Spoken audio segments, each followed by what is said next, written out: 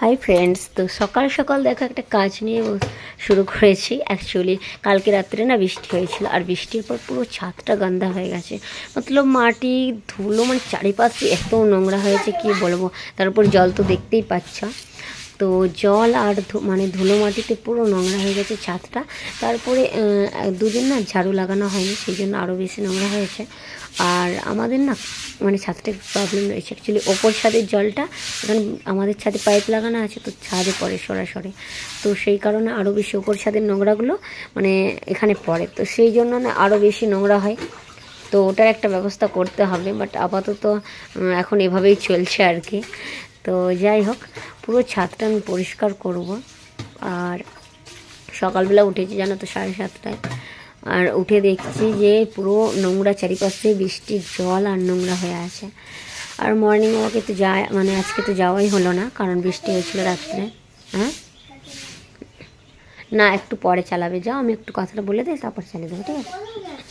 না আওয়াজ হবে, এখন যাও একটু। আমি বলছি, আমি যখন কথা বলবো তুমি কথা বলবে না, আমি বলেছি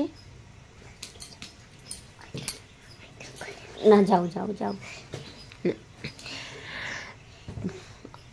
তো হচ্ছে সত্যি আমি ছেলেকে মানা করেছিলাম, দেখো আমি ভয়েস ওভার করছি, তুই কথা বলিস না।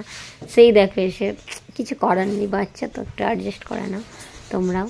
তো দেখো পুরো যে টবগুলো রয়েছে, মানে জায়গা কম গাছ বেশি হয়ে গেছে। অ্যাকচুয়ালি আমাদের এত শখ আমার হাজব্যান্ডের গাছ লাগানো। তো দেখো আমার তো শখ আছে, কিন্তু আমার থেকে বেশি আমার হাজব্যান্ডের।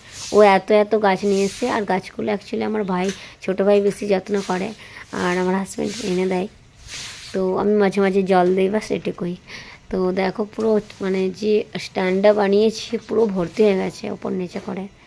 তারপরে দেখো ওই সাইডেও এক্সট্রা গাছ মানে রাখা রয়েছে। আর ব্যাসে সবগুলো হচ্ছে মানে সিজনের গাছ, শীতকালেরই গাছ। তো সারা বছর হবে এরকম কোনো তেমনভাবে গাছ নিয়ে আসা হয়নি, নিয়ে আসতে হবে। আপাতত এগুলো শীতকালের গাছ, শীতকালে গাছগুলো হয় না, শীতকালে হয় মানে হোক ভালোভাবে, ফুল ফল যা হওয়ার ফুলেরই গাছ, আর একটু 2-4টা সবজি গাছ ছিল আর কি। তো তোমাদের কার কার মানে বাগান ভালো লাগে, গাছ লাগাতে ভালো লাগে, অবশ্যই কমেন্ট করো। তারপরে দেখো ছাদ পরিষ্কার করার পর আমি ঘর পোছা হয়ে গেছে, আর বাইরেটাও আমি পুছে নিচ্ছি। মানে ঘর থেকে বেরিয়ে আসতে যে আমাদের ব্যালকনিটা, ওখানটাও পুছে আসছে। তো পাশটা হয়ে গেছে আমাদের যে দোকানের সামনেটা। হ্যাঁ, তো দোকানের সামনেটা বাকি রয়েছে, আর ওইখানে দেখো তুলসী গাছের গাছটা বাকি রয়েছিল, ওখানটাও মুছে দিয়েছি।